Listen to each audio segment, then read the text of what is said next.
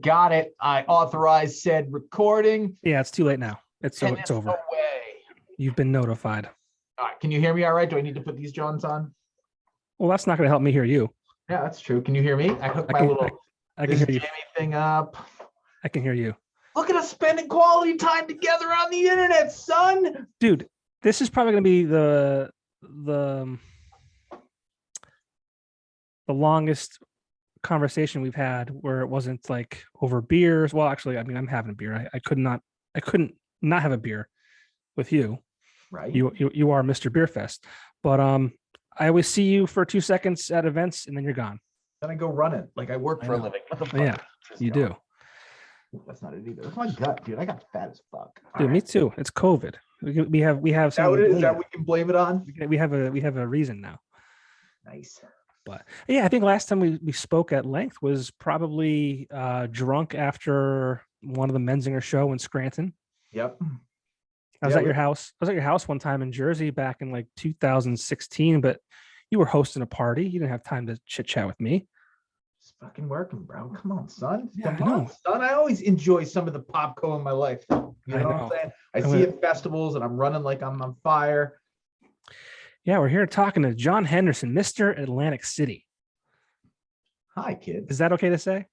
You know what? Yeah, man. You go to war sometimes with the, I think it's par for the course. Like 20 years of doing this shit. Some days you get exhausted and just want to kick dirt and start a fight, man. I'm a guy who once in a while, you've seen it. Yeah. And this is a weird market, man. It's, I hate saying it out loud, but it's a distressed market. So kind of doing what we do and getting people to kind of come out and say, hey, man, Atlantic City's rad. Don't believe the hype, and then getting them out for a programming, showing them, a rad time. And we just hope, the city itself reciprocates going, hey, you had fun over here. Cool. Come, Yeah. So sometimes it's an uphill fight. Sometimes it's a fun sleigh ride. Who knows? Yeah. Well, Jon Henderson is the owner of Good Time Tricycle. It's entertainment event production company. Does a lot of big events in Atlantic City.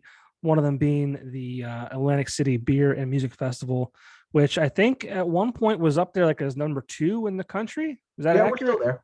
Yeah, okay. we still Atlantic strong at that spot. That's that spot. Atlantic City Beer and Music Festival, number 2 in the country. And if you haven't gone, I haven't been to one. They're doing it again in June, right, of this year. Yeah. If you haven't gone, you haven't been. We've been doing this shit for 16 years. And if you haven't done it, you're making bad life choices. Yeah, you gotta go. And it's outdoors now. I mean, last year was a blast. A little sunburn, a little good time. Yeah, had to hydrate more than I would have when it was in March at the convention center. SPF 50, yeah. But yeah, not only the beer fest, but does the Tattoo Expo, the Seafood Fest. You're doing, I think, a chili cook-off type thing this year. Chili cook-off and spicy food fest. Don't forget micro wrestling. Micro wrestling. Who could forget that? Yep. Witchcraft. What else? Witchcraft. We got that Halloween mystical encounters with brews and spirits. And all this info is on your website, right? Sure. Yeah. Head to our Facebook page, goodtimetricycle.com. Good luck spelling tricycle. Yeah. That's easy, right? TRICYCLE. You know what? I went to school. Gold star, bro. Gold star. You would be surprised how many people misspell tricycle. It's ridiculous. Yeah. And fun fact about Mr. Henderson, he has ties to NEPA. I believe if you weren't born, or you were at least, you spent some time in Hawley, Pennsylvania. Born in Homestead, grew up in Hawley, went to school in Wilkes. Yeah. Yeah, man, did it. And migrated to the Jersey Shore. Yeah. And I had the pleasure of meeting you for the first time in my weekender days. You tried to bring the beer and music festival to Scranton, Pennsylvania. It's funny. Steamtown Beer and Music Festival. Yeah. And look. Yeah, look at you break that fucking thing. So I will tell you, took a bath, right? Yeah, I lost $70,000. Yeah, in my time. So here's what I equate it to, right? In my time, almost 20 years of event production, right? You have to have some wins and losses, right? It's how you grow. And at the time, I don't remember what year it was. It was probably on that stupid glass. 2013. So in 2013, we thought that NEPA was ready for kind of what we do, and we worked with the Montage and you and a couple other folks to bring this festival, which we thought, we had the Menzingers were actually one of our headliners for the second session, Fuel being kind of the first session headliner. Thinking people were going to come out, man, and a meteor might as well have crashed into the earth, and fuck it, nobody shows up. It was my first major fail. And the loss was around $70,000. And for a month, I was mad. I was heartbroken. I was, and then as I kind of looked at it as a college course, man. There were a lot of learnings, a lot of takeaways, about going into markets that, may seem ready, but aren't. And, here, my major takeaway is? I was going to ask you, what is it? I mean, let's talk about how NEPA let you down. It's for what we did at the time. NEPA seemed a little more behind the craft beer scene than some of the other places. The music scene, Fuel. All right, all right. But the Menzingers, right? It was rad to see the Menzingers before the Menzingers were kind of where they are now, right? And they've played other festivals and events that we've had, and we're giant fans. My takeaway was it was a great learning experience. It made me hone my budget skills a lot better, but I made a lot of friends out of it. And I think, can you put a price on that shit? No, right? We got to interact with some other breweries from the region. We coursed those breweries to distribute in other markets, made friends with the guys from the Menzingers, met you, I think that was a huge takeaway. And that's worth the loss. That's worth the loss. Smoke up your ass so you fart smoke rings, bro. But we've been friends since then. Yeah. And fucking that's a huge takeaway from me. We text, we talk, we don't see each other as much as we should see each other. But yeah, I think that's a good takeaway. So, what is it? 8 years later, I ain't mad. 9. It's like it's 9 now. 9? Yeah, I'd be 9 this year. You're aging me, man. When I started this shit, I was handsome and had hair. You never had hair when I met you. See, that's how shit. But I started this shit 16 years ago. Yeah, you were a handsome devil. You looked like the lead singer of Eve 6. Yeah. No. No, I don't know. Well, I got to Google lead singer of Eve 6. We got the power to do that. Yes, I do. Fucking internet, bro. Internet. But yeah, so I'm worth the $70,000 hit. 100%. It was interesting too, because I remember we were, I look back on that as something, a learning experience for me too, because I was the GM for about a year at that point at the Weekender, and you called us up and said, hey, I'm looking for sponsors, and I kind of dropped my pants for you. You did. You were very generous with the yeah. Yeah, no, and we didn't ask. I think we worked out a deal where you purchased an app through us, and we did the whole voting thing, which was great. But my predecessors, a lot of times we just wanted to be part of these big events, and we didn't want our next door neighbors to jump on it if we didn't. Well, you saw the vision. I think you saw what we did here, and seeing how this should translate in pretty much every market. And I'll tell you, from a career standpoint, not owning it and kind of taking this thing across the country, and we've got a lot of other events, but in not really saying, all right, and in giving up the first year and not coming back, I think was probably a mistake. I think there's probably better places than the Montage Plate Center to do it. It's a big spot. We had ties. Yeah, we had ties there. But I think in make kind of the mistakes, like when you look back at your career, and everybody does this kind of looking backwards and saying, all right, not grabbing the bull by the horns and saying, all right, well, we're going to keep doing it. Like push ahead, because I think it would have ultimately paid off, and kind of doing it in other cities. I think was probably from a career standpoint, a big mistake. But in this market, right, I get referred to as the beer fest guy. Mm-hmm. Drives me out of my fucking mind. I hate it. Because we've accomplished so much more, right? And there's just so many things that we've done that have been impactful. That piece, kind of makes me crazy. I mean, we're responsible for 125,000 people coming into the Atlantic City market. You know, it's at upwards of $20 million in economic impact, blah, blah, blah. But yeah, I think, you know, in going back, you guys saw, and you saw the vision, you saw, you know, kind of what it turned into here, what it is here today, right? And thinking, you know, this translates in this market. And at the time, it did. Yeah, I don't know what the reason was. I mean, you had, you know, one of the top stations in the market, you know, backing you as well. You had the number one entertainment newspaper backing you. You had all the right people as far as getting the word out. You It know, was this not for a area. lack of messaging. For No, sure. this area is a bizarre, bizarre place. Yeah. But Yeah, but you know, but I mean, good things came out of it. You know, our relationship with the Menzingers, our relationship with you, our relationship with a lot of the breweries. You yeah. know, so you know, you take those things in stride and you continue to grow when you can. And how did you get into all this? You know, you've been doing it for almost 20 years. I mean, no one just wakes up one day and says, I want to start producing, you know, beer festivals. I mean, obviously you started somewhere. How did that all happen? So it didn't start with beer festivals. Right.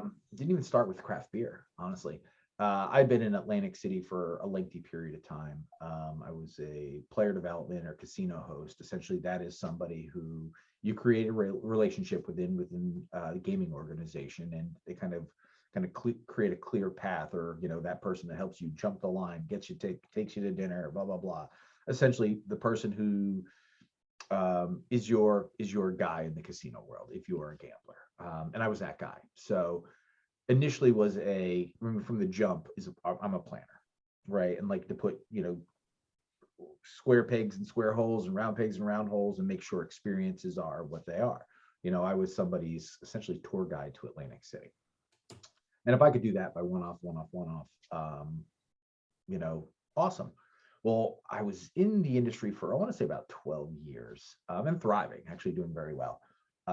And a good friend of mine, and you know, Mark Fairchild, good friend of mine, wanted to broach the idea of doing tattoo conventions in Atlantic City. And at the time, tattoo conventions were few and far between. I think Ink in the Valley by you guys was still a thing. And he had tapped me on the shoulder and said, hey, you know everybody in this city. What are your thoughts? You want to try to do this? And I was like, well, yeah, let's do it. You know, and we crafted in 2000, and I'm looking at a poster because that's how I figure out dates as I walk around our office and look at posters. But I want to say this was 2004. So in 2004, we launched the Atlantic City Tattoo Expo at the time, called Draw on the Wild Card. And it was a huge success. You know, worked in the convention center and got a year of that under my belt. And I was a beer snob, so I wouldn't drink Budweiser, I wouldn't drink Miller Lite, I wouldn't drink, you know, any of that shit. It was always, you know, either Beck's or Omegang or, you know, Flying Fish, or, you know, so I kind of leaned towards that craft beer world, and didn't understand, you know, being in a casino world and kind of exposed to kind of some higher end, finer things.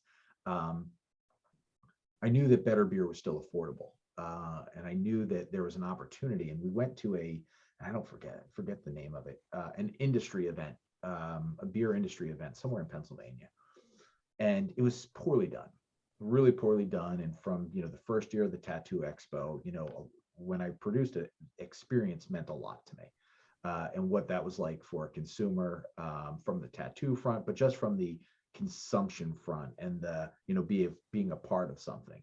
And I was looking at this retail event, or you know, for wholesale, whatever you want to call it, B2B event, and I was like, this can be done in a festival environment, you know, as an opportunity for discovery, for attendees, for beer lovers, you know, the opportunity to drink better beer. So we started to kind of get to work and figured out what the legalities were, you know, liquor licensing, you know, beer distributors, you know, sampling, and jumped right into what was the Atlantic City Beer Festival. And, you know, it took about a year and a half to get off the ground. You know, we launched the festival in 2006 with 28 breweries, you know, limited music. I think the band at the time that we used was the Toga Party Band. I don't think that's who it was.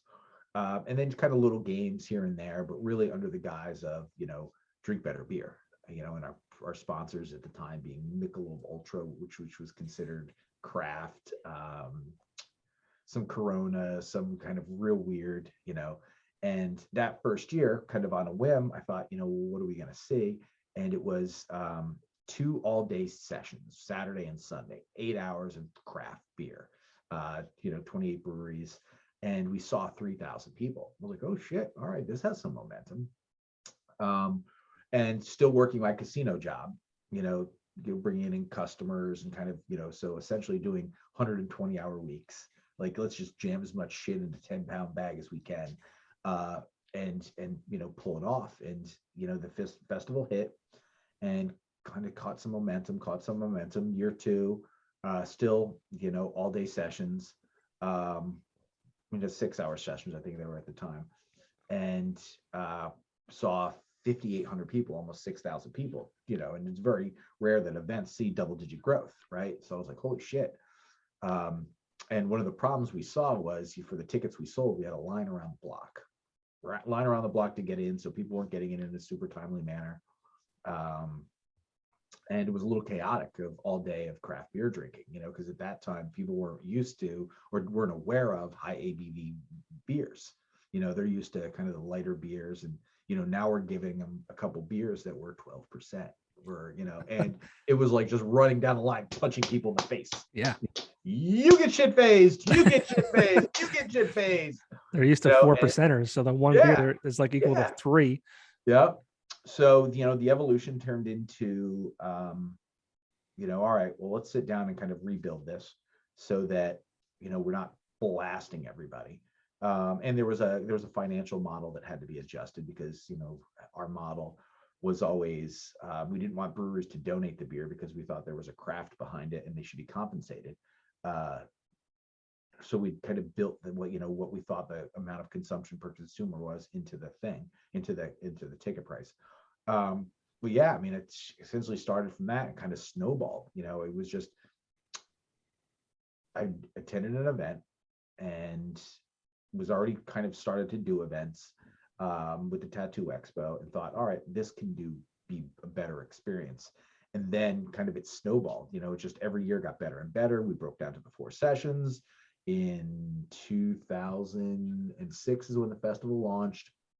In 2010,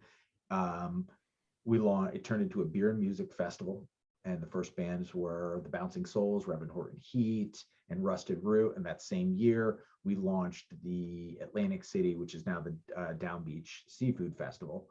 So started to add more programs. I think that year we launched a cigar gala as well, and just kind of went full immerse into the event world. So much so that we were thriving, and I left my job. In the meantime, as I was doing kind of the casino host thing and the player development thing, I decided, you know what, I'm jumping ship. I'm doing well here, and I put my resignation into Caesars Entertainment. They're like, no, have some more money and stay on and do what you're doing out there for us inside. And they promoted me to the director of business development for the Eastern Division of Caesars Entertainment, where I created events for the Food Network, chocolate for the Food Network, the Atlantic City Food Network Food and Wine Festival. I did a soap opera event. I created what's now the National Beverage Program for Caesars Entertainment. So hung in there for about 3 more years. And then, 3 years into our deal with the Food Network, that deal was expiring. We were really thriving. We had a bunch of events on the outside. I was burning the candle at both ends, like exhausted, burning the candle. I had staff outside of the festival, or outside of Caesars Entertainment, just Good Time Tricycle staff, and said, fuck it, resigned on my birthday and said, hey, thanks for all the good years. You guys have been great for me, but I've got to pursue this and kind of do my thing, and resigned August 4th, 2012, I think it was. But yeah. And not only were you doing all of that, I mean, you had a family too. Yeah, I got married a pretty girl, kept knocking her up, making some babies. She's allergic to sperm. That shit hits her. She breaks out babies. Yeah, we had 4 kids. One's a tattoo artist in Philly now. One's a video game kid, one's in college, and one's 13. So, just making babies and trying to do a career on the Jersey Shore, bro. That's not easy. It's not making the babies is easy. That shit That's the is fun part. super That's simple. that's the fun part. Yep. 5 minutes later, shit. Yeah. Whoops. Yep. Phone rang. It startled me. I didn't get to pull out. Goddamn phone. Yep. Pull out game on this one is bad. Oh man. But yeah, so I mean, you were gonna do that on your own. Eventually they convinced you to stay, do a bunch of money. Yeah, it's great. You know, and you finally did it on your own. You're like, screw this, I could do it myself. I want to be on my own. How scary was that? I mean, at this point, like you had a good foundation, right? But you're gonna go on your own. You have a family to support. How scary was it, or was it not? Well, I don't scare easy. I never was somebody who scared easy. And I always thought something worth going into is worth going into aggressively, right? So I don't know that there was fear. Actually, there was no fear. It was just, all right, I got a thing coming, and fucking run, just do it. And that's exactly what we did. And we just haven't looked back. I'll tell you that for my, I don't think she's going to listen, so I can say it. She doesn't listen to my podcast either. That time, I think that in my relationship, we're going to get into some Dr. Phil shit right now, bro. Some Okay, Dr. Phil shit. let's do it. In my relationship with my wife, the casino years, it was a taxing, it was the casino lifestyle was taxing on my relationship. I can tell you from the moment I resigned to this very moment today, my relationship with my wife has been fantastic. It was getting away from kind of those other distractions and kind of and with my family, building this business was probably the best thing I've ever done for kind of my long-term family health and mental health, was to kind of go out on my own. So yeah, the fear thing is non-existent, because, and looking back, best thing I ever did, 100%, for financially, mentally, and, for my relationship with my family. Yeah, I don't think people really understand unless they're in it or they've seen it. I mean, people who work in restaurants and that kind of industry, like at night you're not home, and the wives are home, and or whether it's reversed or whatever it might be, like your mind wanders. What are they doing? And there's a lot of temptations in a casino setting, the restaurant life, the bar life, all that kind of stuff. Yep. There's temptations. The devil is lurking around the corner, and I could definitely see where that could put a strain, so to speak. And so it sounds like you made the right move.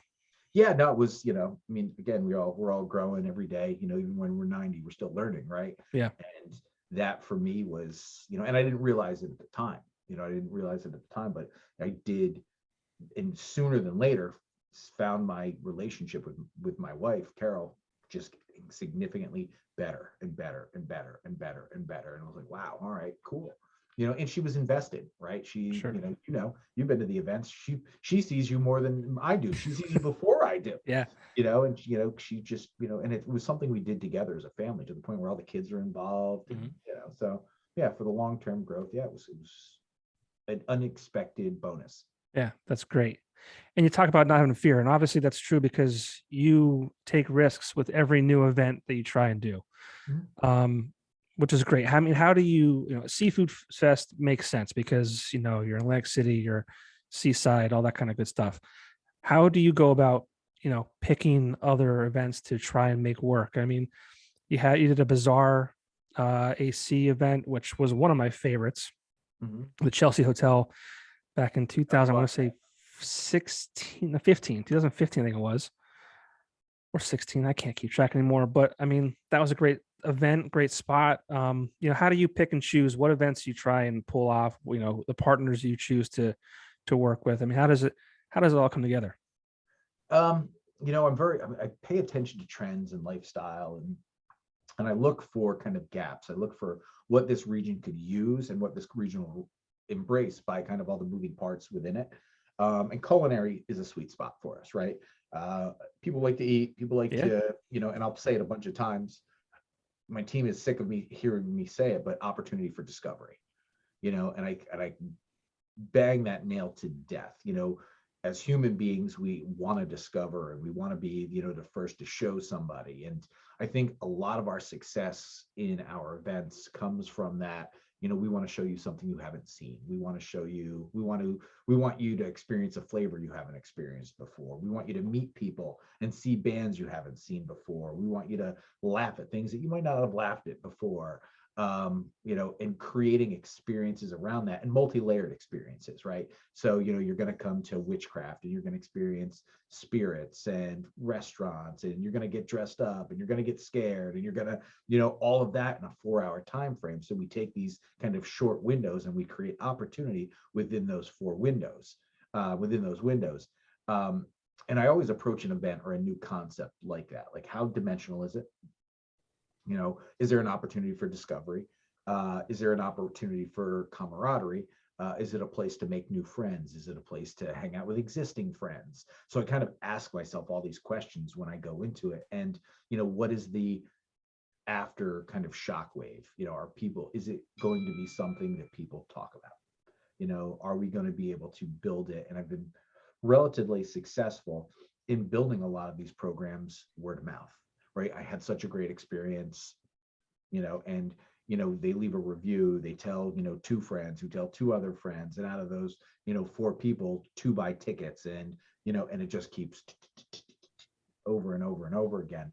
But really, I kind of lean on that lifestyle, opportunity for discovery and human curiosity. And culinary seems to be that kind of that hot button. People are consumers and they want to consume. Yeah, I mean, food and drink, big joys in life, right? And I mean, I want to talk about the beer fest real quick. I mean, one year I came down with, I think, 12 people.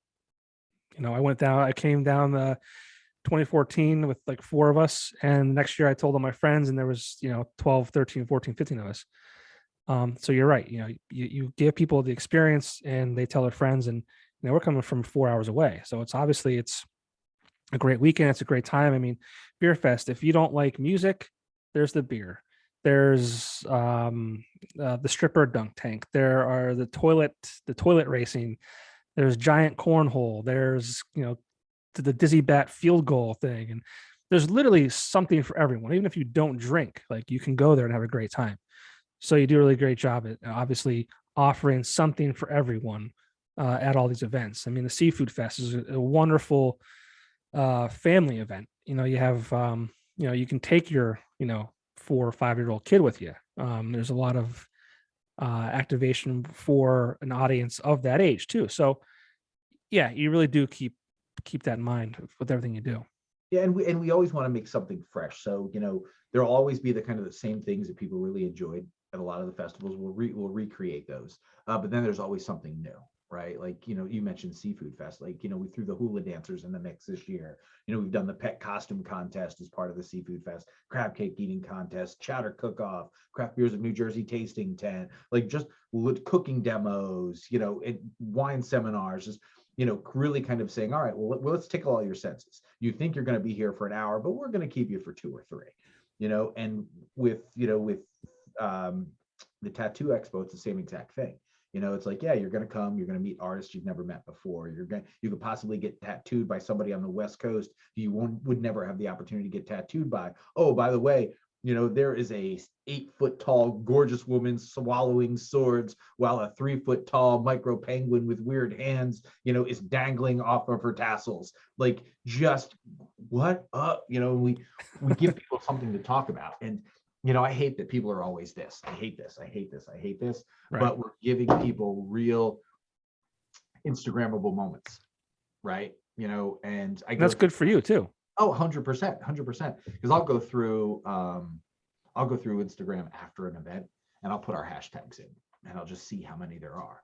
And we're getting to the point where there's tens of thousands of them, for across the span of all of our events.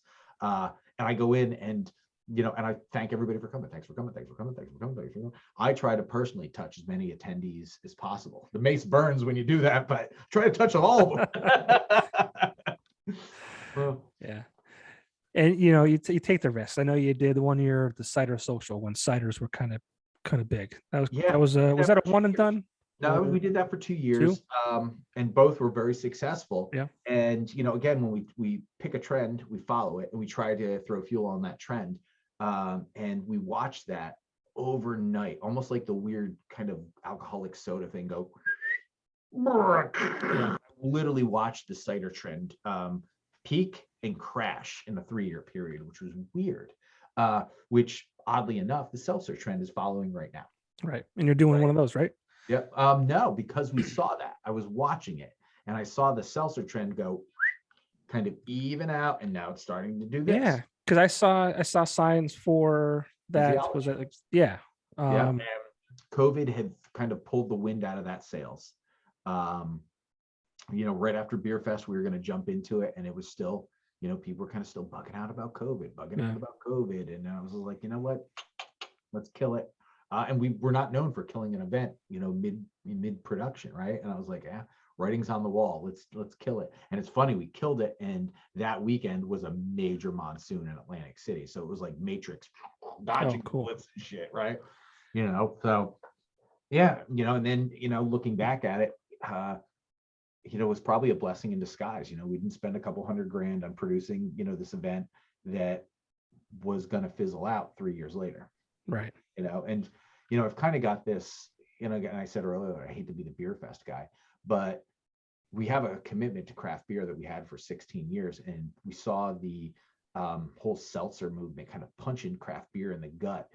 So much so that these craft beer guys were creating seltzers, which was so out of their wheelhouse, that coming into 2022, coming into this year's Beer Fest, we really need to remind people that, man, there's so much fucking good beer out there.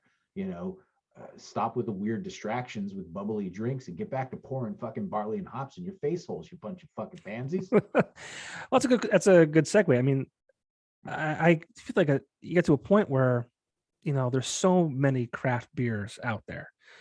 There's obviously some big players that are consistent. They taste great. They're just consistently good. And there's some fly-by-nighters and, whatever, small batches. But do you ever think that you'll get to a point where someone's going to be like, I just want to have a fucking Miller Lite, like enough with the fucking hops, smashing me in the mouth. Like, do you ever think there's going to be a time where the craft beer kind of goes backwards, or do you think it maybe already has with the ciders and the seltzers, and now it kind of pushed them out of the way again? And it back has. up.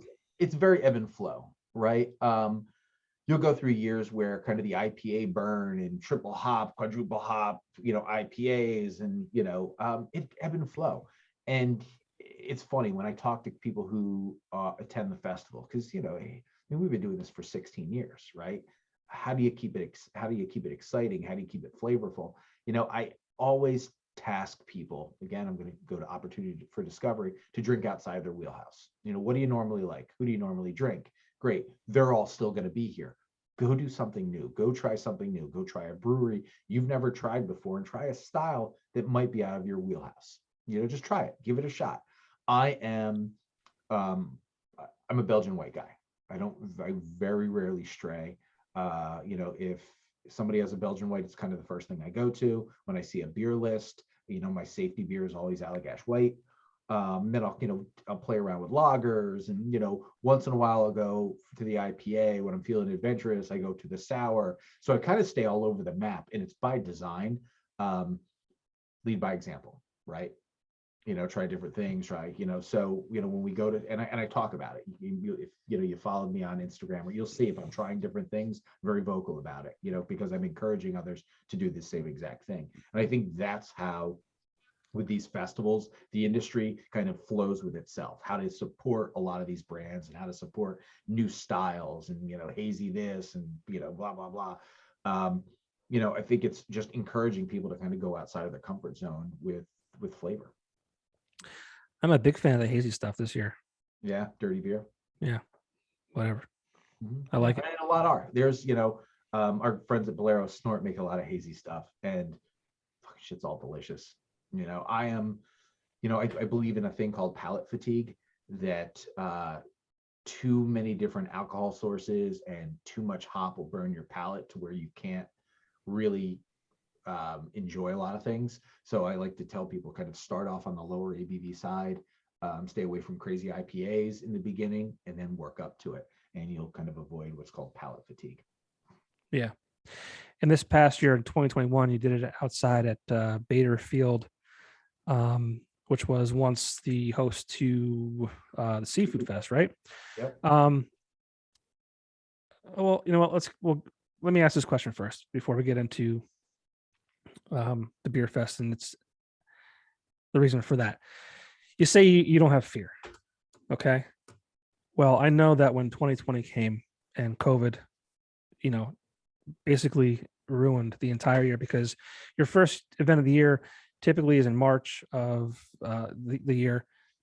Typically late March, early April. That's a beer fest, and obviously COVID came in middle of March of 2020 and basically crushed your entire year. I mean, that had to be maybe the one moment of your life where you had to have been scared. It was so a very confident person, never really understood the anxiety thing and I felt it, I saw it happening in real time. When it was announced and they started to talk about it, I remember taking my daughter to dinner. She wanted to go to dinner, and it was all happening in real time. And I took her, and I was very kind of in a fog because I knew what was happening, and I don't know what it was, but I could sense that this is going to fuck us, right? It was essentially 4 weeks before the 2020 festival, and I had this insane feeling that I've never felt before. It was this weird feeling of lack of control and sinking, right? And I never experienced anything like this before. And it threw us in this crazy, and brought the staff in. I was like, all right, we need to watch this. We need to watch this. And I'd said in a meeting when they're like, 2 weeks to, give us 2 weeks. And I was like, this isn't a 2-week thing. No, this isn't a 2-week thing. This is long-term.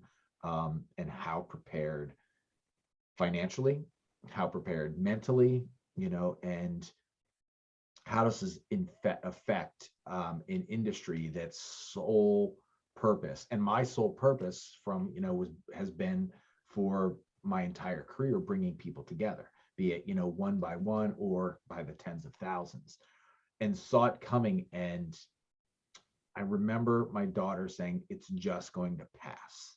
And I was in this phase, and she was 17 years old, 17 years old, and I was like, no, it's not, and you don't know what you're talking about.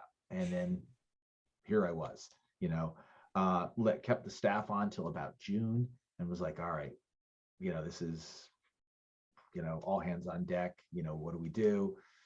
And had to lay everybody off, and Jen started to say, okay, put finances in place, made some financial decisions that today I regret because I didn't have to do it. Started the begging the government process, getting ready and not sure,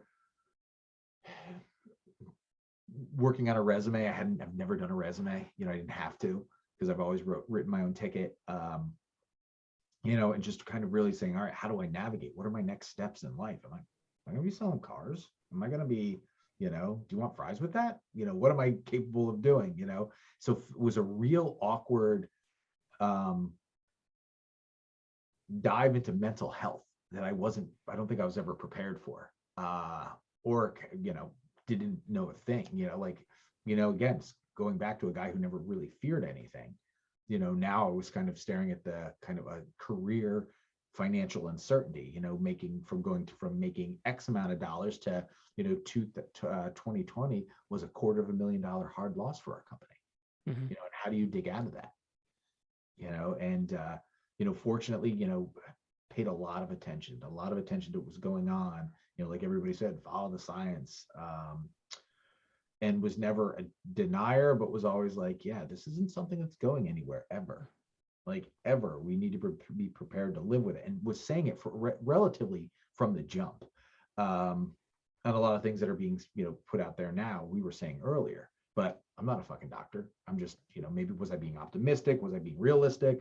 And then as the kind of the cloud started to kind of part, we saw where, opportunity lied.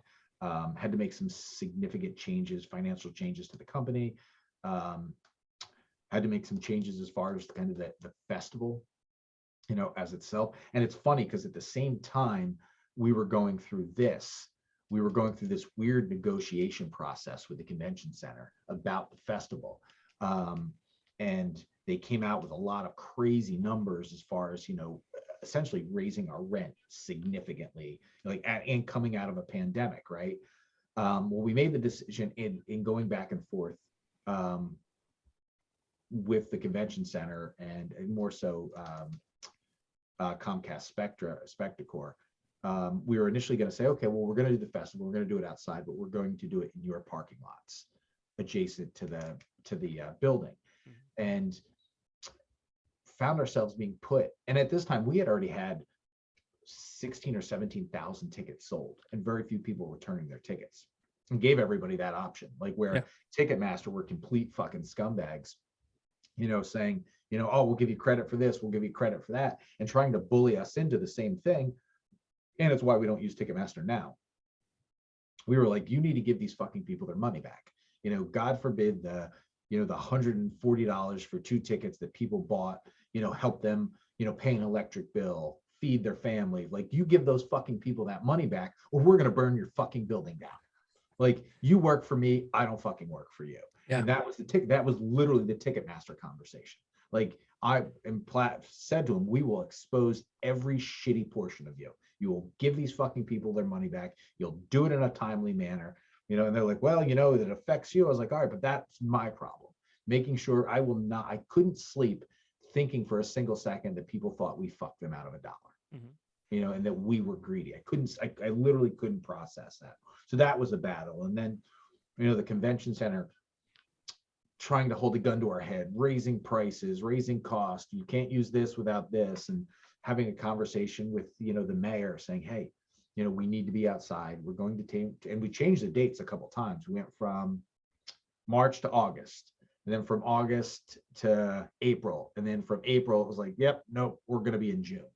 So we kind of did, and, bands jumping and coming back in and jumping and coming back in. And then, trying to find bands that wanted to perform right out of the cooties, man. Like, trying to find those bands was a fucking nightmare. Fortunately, we had good relationships with guys like Les and Jake. They wanted to play, face to face. They wanted to play, early November. They wanted to play, so I probably got off track because I do that. Oh, you're good. You kind of went right into where I was going before I asked the question about being scared of the your business, your livelihood. Yes, fucking terrified. So yes, I experienced fear, experienced anxiety, and I think we had talked about it, and we did a podcast on it as well with the Big Boy Voices. It was kind of a foray that to this day still affects me, which is weird. I fear at times that whole thing took away some of the passion that I had for event producing, right? Like that fear piece. I struggle with that today. I struggle with that, to where before I'd get an email where somebody would opt out or, never fazed me. I was like, but now I feel like find like little things like that probably faze me a little more. And I don't know why. I couldn't put a finger on it, now that we're, COVID, it didn't pass. We're still fucking dealing. We're still fucking talking about it. It's fucking absurd. Tired of it. Tired of it. Yeah, dude. It's like, are you going into the store? And I look at lead by example, and I say that a bunch.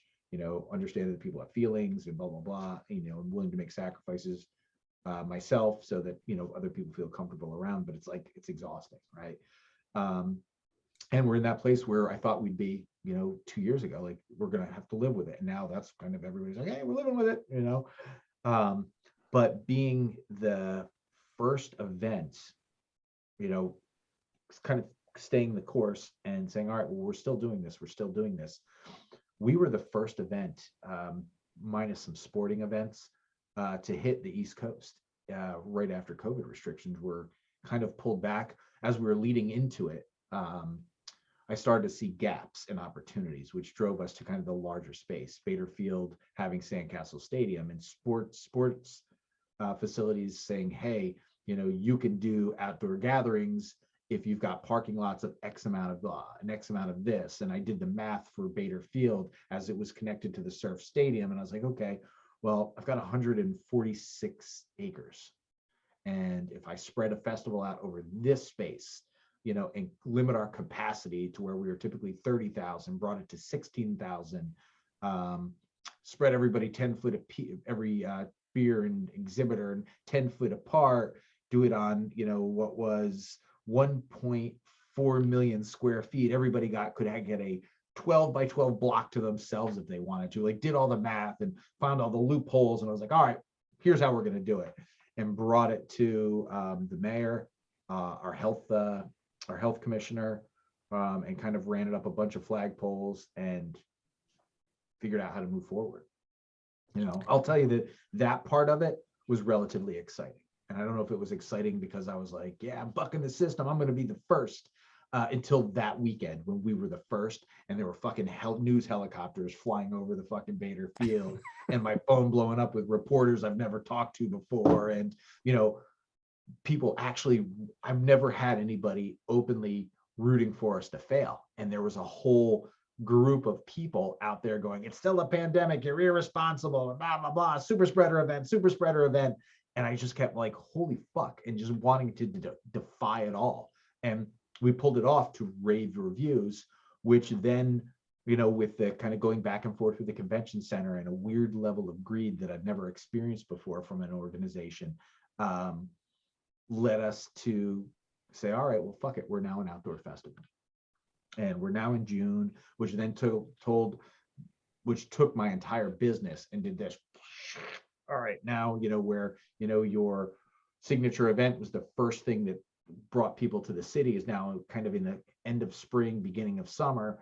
Now you've got a fucking stupid word, pivot to, all right, let's put some new programs kind of in that spring. So May, let's do a spicy food fest. Let's do, and caused us to do kind of a dynamic shift and experiment with capital and saying, all right, well, put our money where our mouths are. We're good at this, and then trying to get people to buy in. And, with our seafood festival and, what did we pull off in 2021? We pulled off the beer fest. We pulled off micro wrestling. We pulled off the dragon boat race.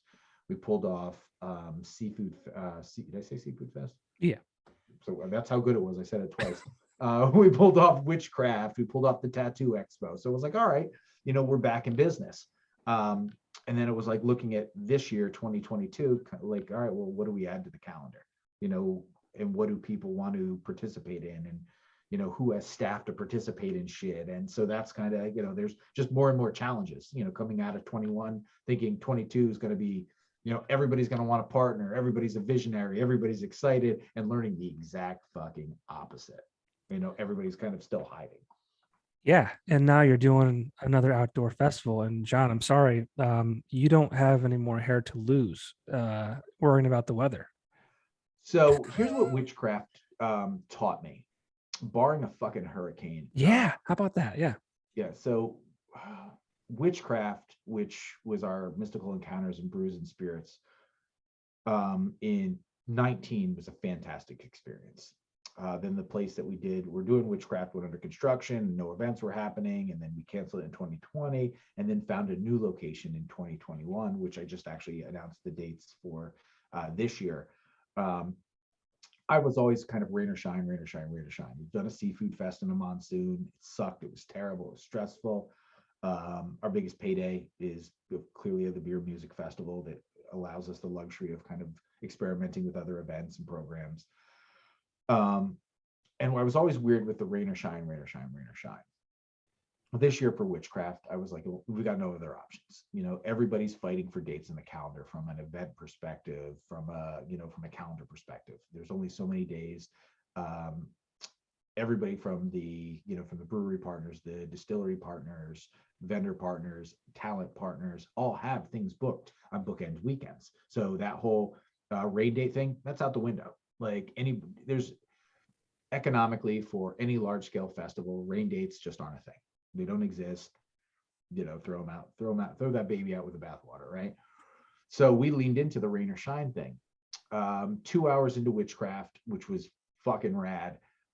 skies opened up, and I thought, all right, it's going to be a mass exodus. We sold 3,000 tickets. People are going to fucking run, and I'm standing near the gate, and it just, and nobody was moving. Everybody was drinking, dancing, just having a blast in the rain. I turned to my team and I was like, yep, we're rain or shine for everything, and that's kind of how we're going to take it. Like when we talk about the beer fest in June, yeah, it could fucking rain, but beer's wet, make the best of it. And I think that as a human race, right, we're too consumed with the things that make us uncomfortable and discounting experiences because it's fog, it's muggy out, it's raining out, it's too hot. It's like when I announced that we were doing the event outside again in June, I had fucking people crying about, well, what about if it rains, or it was too hot, or if it was like, what the fuck have we done to human beings in this country over the last couple of years, where everybody thinks their opinion counts and everybody's afraid of everything. The internet, John, the internet. Yeah, right. It is, and here we are. We're on the internet. Whatever happened to go with the flow, man? Go with the flow. Some of the best experiences are unplanned, weird circumstance. And if it rains and you get wet, what's the worst thing that happens? You get wet. Yeah. Think about the people at Woodstock. I remember seeing pictures of people just completely muddy. Yep. And that's funny because that's kind of going to be a message that we put out there. Like we've already kind of thought about the weather kind of scenario for kind of all the events across the board, and working with the cancer support community at Gilda's Club to create sunscreen stations, right? And to have rain slickers available if it rains, right? And in the back it's like, fuck it, it's a festival, it's a party, and sometimes it rains. Yeah, and I'm sure that you learned a lot. The first year at Bader Field, you took everything. You're not you're a planner. You said that, so obviously you took a lot of notes. You know what you did bad. You know what you could do better, and I'm sure it's going to come back this year better than last year. For sure. Every time you do something, like from raising kids to cooking meals you've got to do it once to improve it. Yeah. Right. And we did 15 years of a festival indoors.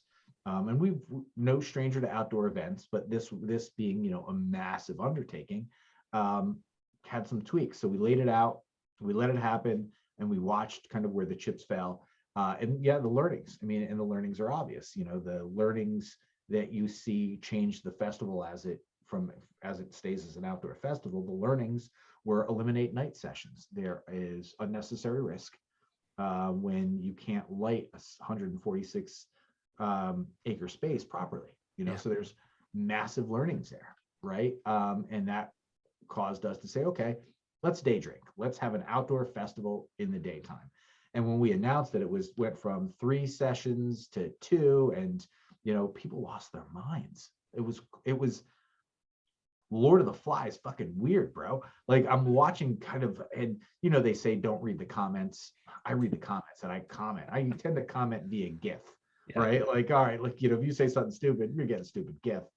And just watched people as if they'd never attended anything outside ever. Yeah. And when the vast majority of music festivals are all daytime and outdoors. So just watching this weird, like, what the fuck are you people crying about? Like, we figured out a way to keep you safer, to make the environment the safer environment, and giving you opportunities to explore Atlantic City from, pre and post festival, to where before, the festival was over at, midnight or 10 o'clock. And it was like, all right, well, here's the select opportunities because of time frame. Now those opportunities have been greatly expanded because you've got more time to explore Atlantic City. And we encourage that. And you're going to see shortly, you're going to see programs where we talk about why, how to explore Atlantic City. And we're going to give you tools and keys to do that.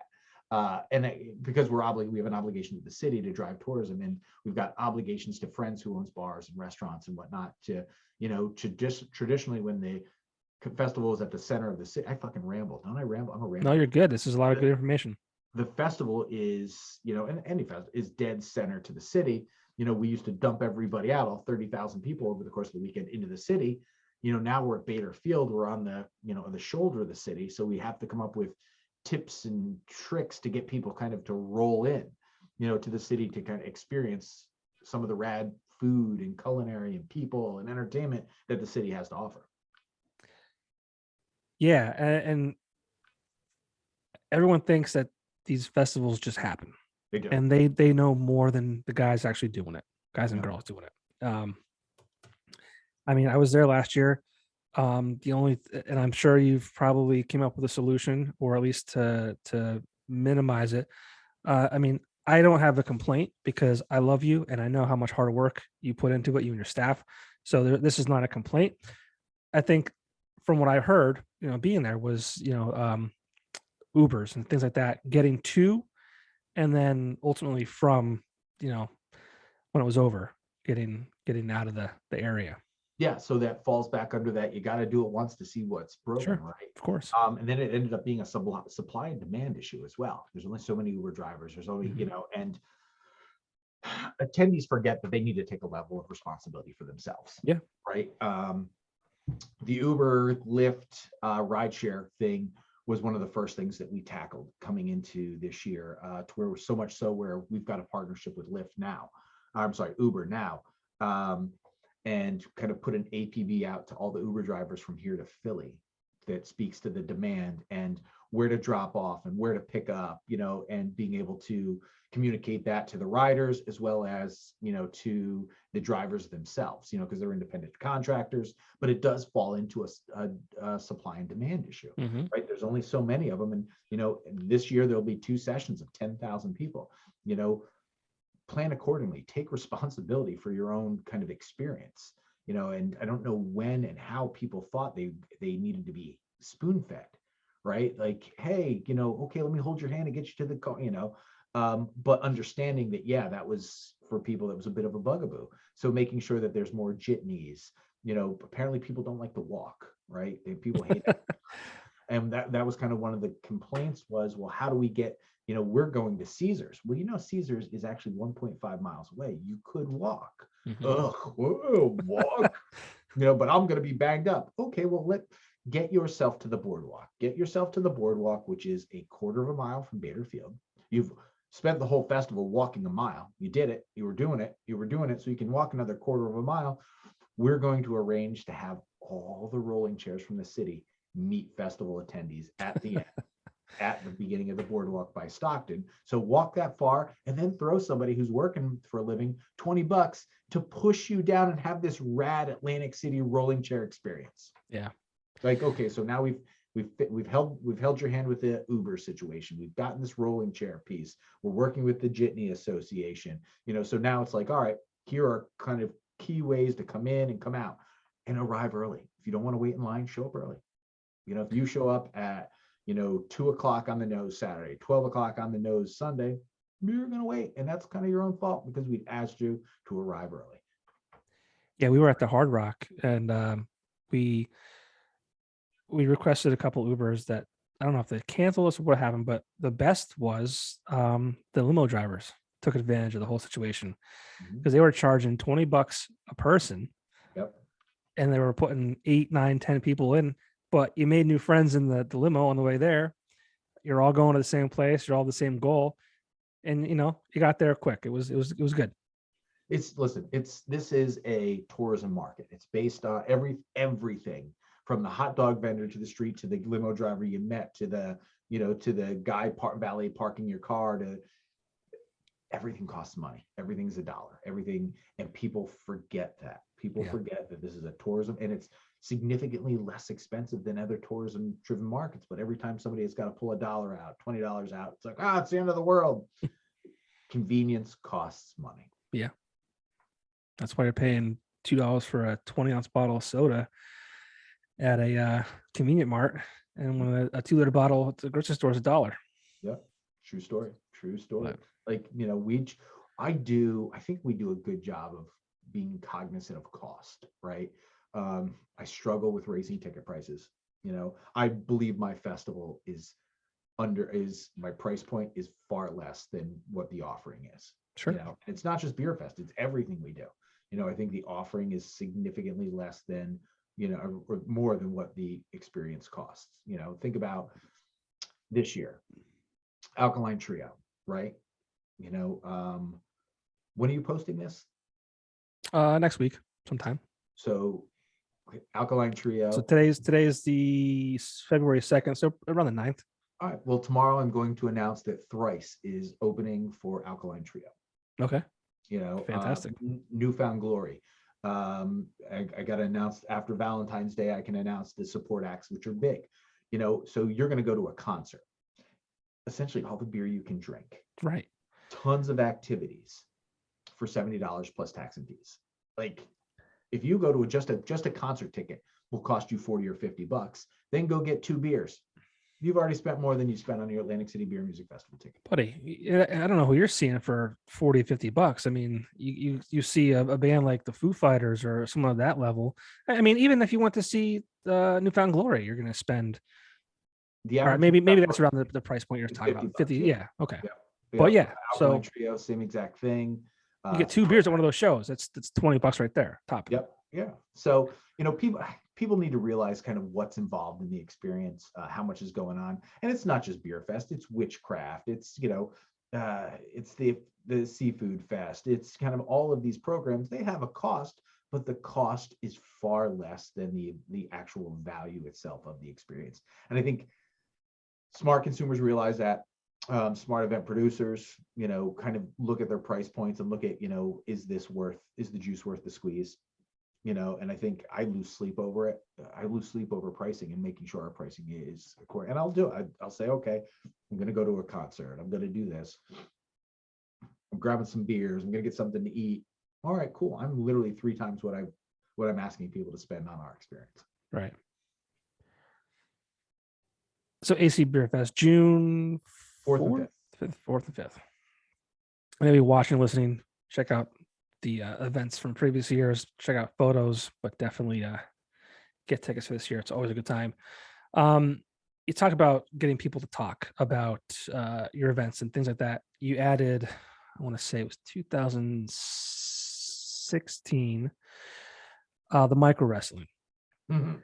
For us children, was it always called micro? Was it ever called midget wrestling? So when we start, here's who changed how it was. It's funny. It was midget wrestling, knee-high knuckle wrestlers, yes. Midget wrestling. All of our wrestlers, Flying Ryan, Little Mario, Little Miss. Little Mario, he's the man. Yeah, Little Mario's the man. I'm a midget wrestler. Fast forward 2 years into it, I put the event up and go to launch the event, and it says no. Got flagged. Derogatory term. Yeah. So yeah. I call my buddy Jack Darrell, who owns the Micro Wrestling Federation. I'm like, dude, he's like, I'm in the process of, literally, we discovered it at the same exact time. He had to uplift and change his entire fucking business model to be micro. We just had to change some names. This guy had to change his entire program, website. Like, he had to scrub his entire site to make sure that the word midget wasn't anywhere. We had to do the same thing, but not to the extent that this guy, who's been running this troop for almost a decade, had to do. So it was crazy. But it was Facebook that ultimately determined the name change from midget to micro. And it was funny. I had gotten, the first year we did it, I had a woman actually called, and she was abrasive. She's like, I can't believe you can sleep at night. What if that was one of your kids? I was like, lady, if that was my kid, I'd be the guy in the front row with the foam finger waving it because he found an advantage. He found something that may have been a disadvantage and turned it into an advantage. And he's getting paid. I pay these people. I know what they fucking make, and they're doing better than most. Yeah, absolutely. Mm-hmm. I'm sure. Yeah, I was sure you got some nasty messages for that. Well, it was funny. I was hoping, because I had some friends on the hook and we made signs with arrows and stuff. I was hoping we'd get protesters, because I had friends dressed as wizards, and I was going to have them go stand by the people protesting with signs with arrows pointing to the people that said, "These people hate magical creatures." It never happened, but we were ready for it. I was excited. I was hoping it was going to be a thing, because that would have been part of our promo video, the protesters, because everybody loves a good protest. Absolutely. As we learned through 2020. Jeez, yeah. You talk about censorship. You talk about Facebook kind of putting the screws to you a bit. I mean, how do you, as someone who likes to push the envelope, likes to make people talk, how do you navigate the world that we're living in? Because everyone's so sensitive. Everyone, you constantly have to worry about someone who doesn't want to get wet at a festival, and all these things. Like how do you, as someone who likes to, like I said, push the envelope, how do you navigate all that? I'm a firm believer that cooler heads are eventually going to prevail, right? Um, I never do anything intentionally to make anybody feel excluded, or Of course. and I think we emanate that, right, from a from a company standpoint, from a um, listen, if you're happy, it's not my job. It's not my place to make you feel unhappy. It's not my, and it's never my intention, right? So if it's life choices that you make, or if they don't align with what we do, then don't be a part of it. But I'll never actively make you feel uncomfortable about the choices that you make. And as a festival philosophy, we do the same thing. It was funny.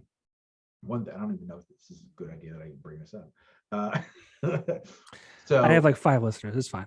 that's all right. See, all right, cool. Maybe more than that, but you're good. You've got significantly more than 5 listeners. Um, so I had struggled with pre 2020, right? I wanted to book Against Me in the worst way. I thought this is a real fucking rock and roll band, Yeah. right? Against Me, Laura Jane Grace, just a fucking rock and roll band.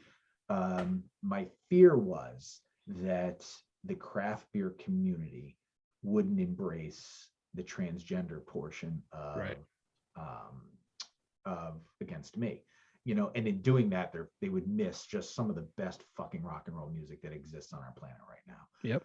I think Against Me is better than a Foo Fighters. I think it's just a fucking fantastic band. And I thought, in 18, Jason, who does a lot of the booking for us, we talked about it. I was like, maybe not yet, because there's still a little bit of that, macho man in the beer world. I mean, it's the beer world. And then in 19, I watched a brewer kind of poke her head out.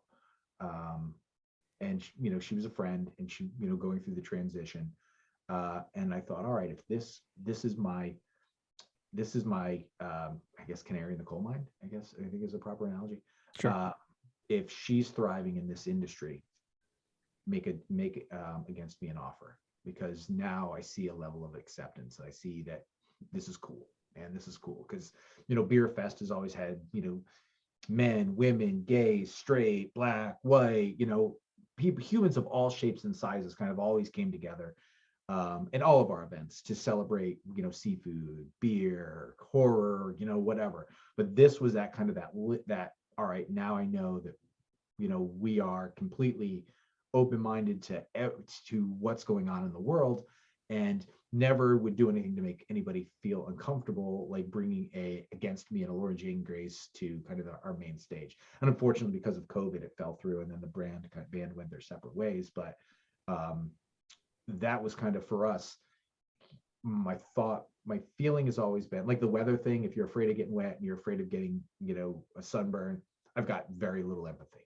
I got no empathy for that, but we would never put or do anything that would, from a festival standpoint, for any of our programs, exclude or make anybody feel like they didn't belong, because it's counterproductive to what we do as event producers. If I do my job correctly, everybody belongs. If the subject matter, whether you're straight, gay, trans, big, fat, black, white, whatever, if our subject matter fits you, then you are welcome. I never subscribed to that. When people say, "Oh, I don't see black or white," bullshit. You're fucking lying. I see big noses. I see big tits. How do I not see black and white? Right? It's just, I don't give a fuck. And kind of our organization was just like, man, if you're going to have a good time and you can embrace the good time and add to the good time and, be a part of that experience, we don't give a shit, and we'll never make you feel uncomfortable. So that was kind of the way we always went into it, especially with this. It was unapologetically welcoming, and I think that's probably the best way to say it. the whole cancel culture thing, I don't subscribe to, and I think if you don't subscribe to it, it doesn't affect you. As long as you're honest, treat people the way you want to be treated regardless. So I think we've kind of navigated this thing that we're going through right now, I think relatively honestly. I don't think we've ever been called on a carpet for any of it, because I think, it's all gonna, I, to a fault, put myself out there. So I think if that were to be a thing, we would have experienced at this point, but I think the short version of that fucking 30-minute answer I just gave you, is, I think at some point, we're all going to have to be a little honest with ourselves, and cooler heads will prevail. Now you're like me, you're a fan of Joe Rogan. What are your thoughts on him right now? Now that we're talking about, so here's what I'm disappointed in. Shut the fuck up about the COVID, man. It's all he fucking talks about. I know. It's all he fucking talks about. And I enjoy some Joe. I think there's a level of honesties with some of the guests that people don't like to admit, right? I think, and I always get a kick out of people who are on their Facebook pages and saying, "Oh, Joe Rogan's stupid." Fucking man is far from fucking stupid. Yeah. Right. You just don't agree with what he has to say, and I think that's a defense mechanism for a lot of us. If we don't understand or we don't agree, you're stupid. I listen. I don't listen as much because he just constantly fucking banging that COVID, bang, bang, bang, and I'm just like, dude, I want to hear fucking rad guests who have nothing. Get Cam Haines back on here. Yeah. I thought, the fucking Jewel interview was probably one of his best interviews in a long time. Snoop Dogg. I mean, Snoop Dogg. You know what? Him and Joe. You know what? I bought the Snoop Dogg bothered me about the Snoop Dogg episode. They might as well have jerked each other off. Yeah, it was just like, oh, I got Snoop. Oh, I got Joe, and it was like somebody the lotion again. It's like, I didn't listen to the full thing. But and when all the doctors came on, I was like, no, I'm not going to subscribe to this. I want the funny. And I was listening to one on Carrot Top. I've always been intrigued by Carrot Top because he's kind of a mutant. And halfway through, they get right into the COVID talk. I'm like, are you fucking kidding me? This is supposed to be our escape. And I can see why, I genuinely don't think he's spreading misinformation. I don't. I think he's giving alternative viewpoints, and he's bringing up resources that are valid resources, but he's beating this fucking horse to death. Yeah. I mean, he took that CNN thing to, very personal, which rightfully so. Rightfully so. Yeah. But yeah, I mean, he lost me for a bit. I mean, I'm one of the biggest Joe Rogan fans. I have a lamp made by my buddy Scott Nichols out of like metal and shit. A Joe Rogan lamp. And he just lost me. And I just, again, I interview a lot of bands. I interview people whose lives have been, all of our lives have been affected by COVID, but like your livelihood, the way you put food on the table for your family, the way you put, your kids through college and all that kind of shit was affected by COVID.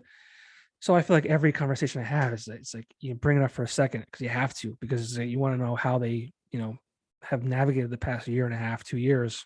And I'm genuinely concerned about people because I was worried about you. I know we texted a few times and you were just, kind of, you told me like, you just felt, the way you just expressed earlier. But I talked to a lot of musicians, and like obviously getting on stage and performing and all that kind of stuff is part of who they are and what they do. So it's constantly COVID. And I had Joe Rogan as my escape. Yep. And then you couldn't escape anymore because it's all he talked about. Yeah. And and it was funny, it was like the whole vaccine thing. I was a big advocate of personal choice, and I still to this day I'm a big advocate of personal choice. I got vaccinated right down to because of the lead by example thing. Yep. Right. My family said, we're asking people to gather, we're asking people to come back and get together, support each other, support businesses, support our business, support our friends' businesses, support live music, support, and what was our clearest path? We've got to use all the tools in our toolboxes. I didn't subscribe to the microchip bullshit. I didn't subscribe to, I used common sense. It is not in our country's best interest to kill its population. Right. I think it was Like, a Bill Burr who said, they don't want to like. So if we were all sheep and yep. coming to getting vaccinated and following the rules, would they want to kill all the people that listened and followed the rules? Mhm. Probably not, right? No. Yeah.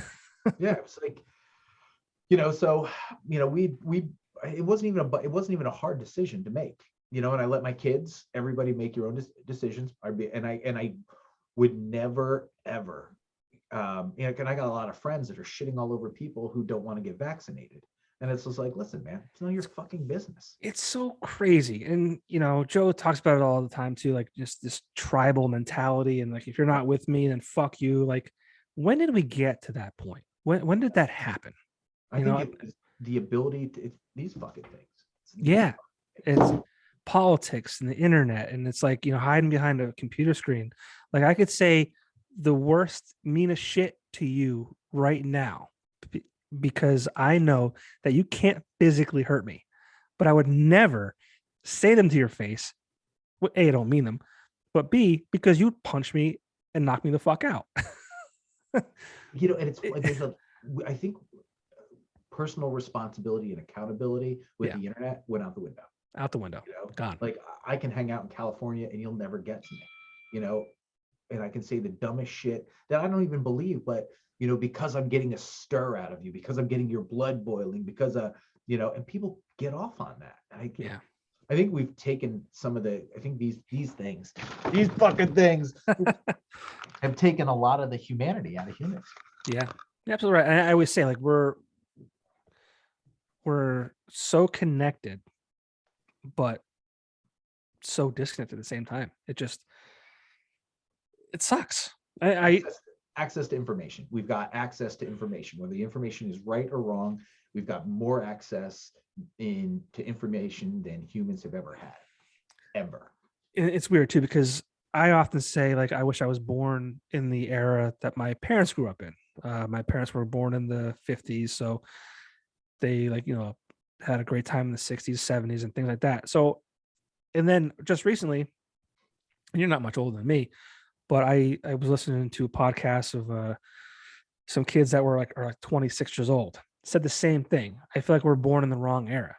And I'm like, is the world that we're living in right now so bad that we all just wish we could go back and live in the 60s and 70s and grow up there? Like, what are we doing?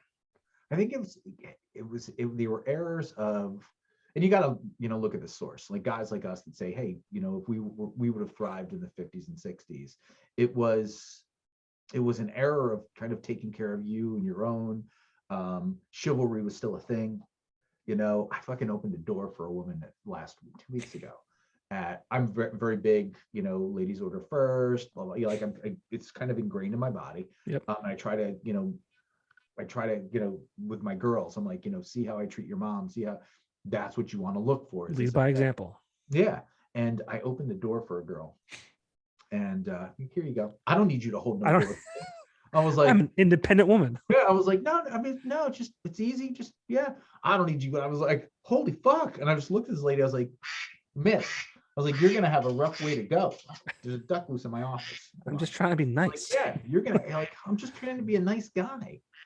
I would have done it for the guy too. Like, I mean, like we're all people here, Yeah. I think the human connection is now bound by Wi-Fi and wires, and it's not as real as it should be. And I think, that's why, I love what I do because it's bringing people together. I'm not going to tell you to eat a bag of dicks to your face because we're hanging here. I'll eat a bag of dicks with you. Great. Let's just share a bag of dicks. Right. It's just, I think it's the personal connection is gone. It's, and respecting people's boundaries and life choices, and, because it's good for you doesn't mean it's good for me. And, and understanding that. And I think we lack understanding. I think we lack fucking empathy like nobody's business, because again, we're fed so much information that we know better. I know more than you do because I saw it on CNN. I know better because. But that's the problem too. We're being fed these lies from, what we've been told are credible media sources for all these years, and they're not. They're trying to get clicks and all the money. And I don't want to sound like a fucking nut job, but I mean, we are. That's real. mean, no, it's what anytime I see something that's, an article that's followed by an advertisement, or a news that's followed by an advertisement, my brain automatically goes to, well, you want to keep me involved and engaged, so you're going to tell me what I want to hear to keep me here and, regurgitating your same shit. Yeah, I mean, I think we're being fed poison. I think we're being fed narratives that aren't always in our best interest. I think it comes from the top down. I think we're stuck with poor leadership. Poor leadership gives these news organizations that are bookends opportunities to use us as product, and it's hard to decipher and share the truth when, do we even know what the truth is? yeah. I got an argument. This is probably maybe probably 10 years ago, just saying like how it's not fair to us as human beings when you hear, let's just call it Fox News, and you hear CNN, and you see these are sources that you have believed to be telling you the truth for all these years, and I'm like, why can't we get the truth? And the person's like, well, you should just listen to what they're telling you, and just kind of figure it out on your own. It's like, well, don't they have an obligation to report news, factual news, the way things happen, and never skew to, in their own direction, or this person's direction? And that's not fair to the human race, and they have an obligation. They have, they get paid to do that. I think nothing brought that to the surface like this did. This whole last 2 years did. Terrible. Look at how many news organizations had death counters on their fucking, like, during fucking even quality programming. It's like, here's the death count, here's the blah blah blah, and like they fed off it and fed off it, and people are home scared, like almost like wrapped up in a blanket, like, oh my god, the world, everyone's dying, we can't leave the house. Yep. And how you feel is wrong, and if you don't feel the way we feel, you're wrong, and you're the enemy. And it's been a constant from all the news organizations, right, left. It is constantly looking for villains. We're not propping up heroes. We're looking and outing villains for the silliest shit on the planet, for being human. And it's just gone off the fucking rails. And it's week by week too. It's like, they're raising the torches this week against Joe Rogan. Next week it's going to be whoever, name it. Like, it's crazy. Yes. As long as it's not you or I. Okay. Yeah. And I honestly don't think it would be you or I, because I think we're honest in kind of how we handle ourselves. Yeah. We're people. We don't, it's common sense. Like, just don't be an asshole. Like, that's like, don't be an asshole. Don't lie. Don't cheat. Don't do those things. And things will be okay. Yeah. But people get paid money to lie. We should rally against, there's the war on drugs, there's the war on, terrorism. We should start the war on assholes. Yeah. Well, war on drugs is a fucking scam. Yeah, 100%. 100%. It's a fucking lie too. Like, yep. Oh man. Yep. Well, before we get too far into, we could go down this rabbit hole. We'll be here till 4 o'clock in the morning. Yeah, and no one wants to listen to me Nobody talk wants to anymore. hear this shit. More of this shit. Fucking these fucking guys. But real quick before you leave, you started a podcast, which I know why. I have a feeling of why it ceases to exist, because you kind of started it when Jason, one of your booking partners with Near Dark Entertainment, he was not busy because no one was booking entertainment. You obviously were going through no events. Kobe with the cars, I don't know, I think he was just along for the ride because he was still doing all right. But you started a podcast called Big Boy Voices. We're coming back. We've already started that. Okay, great. We took a sabbatical. Kobe had a thing going on. Jason and I got busy again. And it was like getting these businesses back up and running was a 48-hour a day kind of thing. Well, it's paying the bills. Yeah, paying the bills. The podcasts were fun. We really enjoyed it. There was a good camaraderie. So good. So yeah, we've got a couple things. I've got some guests lined up. Come mid-February, we're going to jump back into it. And Danica Lane, she calls. She's like, I want to be back on the podcast. This is great So we had content. some good, my fear and why, and this is a real thing. One reason that we stopped doing it is because I didn't want to continue to talk about COVID. I didn't want to continue to talk. And I knew it was going to go that way. And there were days where I was probably angrier than I should have been. And I think that would have translated to, this isn't enjoyable if he's fucking ranting. Because if you notice, there were a couple episodes as we kind of I started to go there, and I saw that. I didn't want it to be that. I wanted it to be kind of fun and jovial. I mean, we had some great guests, and I've got some great guests lined up. And we want to do some on location stuff, and so we're talking about it. We're talking about mid-February, kind of bringing it back to life, or season 2, as we'll call it. Sure. Because I think we got like 14 or 15 really good episodes. We're not at the 700, Popko fucking episodes, but I'm only at 69. This will be 70. See, I'm a nobody. I'm a nobody. The view's great. But yeah, I think we're definitely get back into it, because there are things to say. I do love to hear myself talk clearly. You said that, yeah. But I almost texted you the other day and said, "Hey, do you want to sell your equipment?"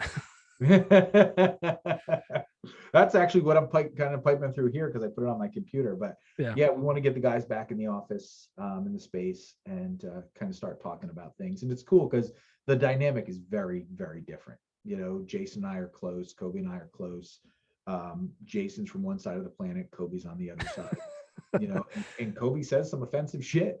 And it's funny, but sometimes you got to bring it up. Jason's very, I tend to be kind of the way the pendulum swings. I tend to be the middleman. Yeah. Because I can see it, because Kobe's older than I am, Jason's younger than I am, and I'm kind of right there in the middle. So it's a fun dynamic that, now it's coming back. We're just kind of getting everything up and running. All of our lives kind of went in a different direction for a minute.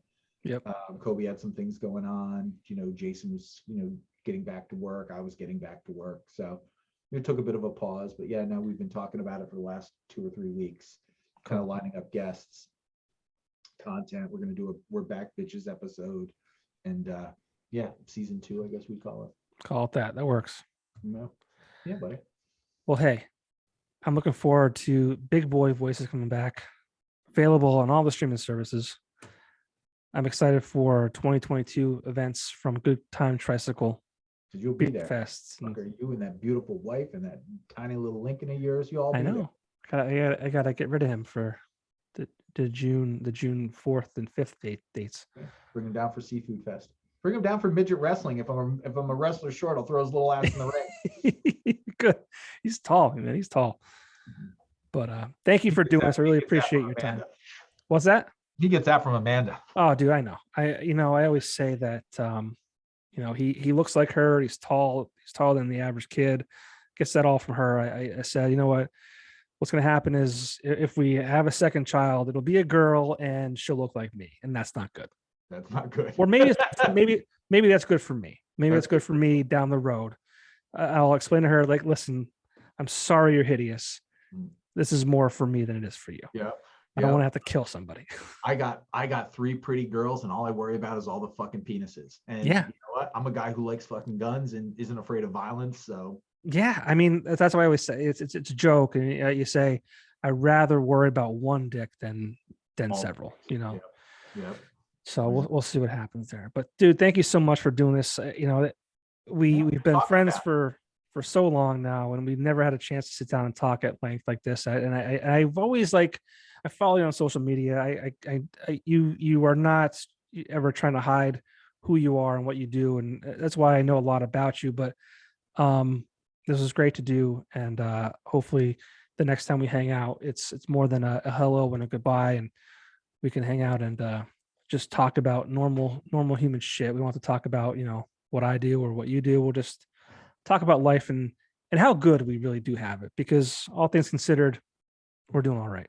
We're doing all right. Life doesn't suck.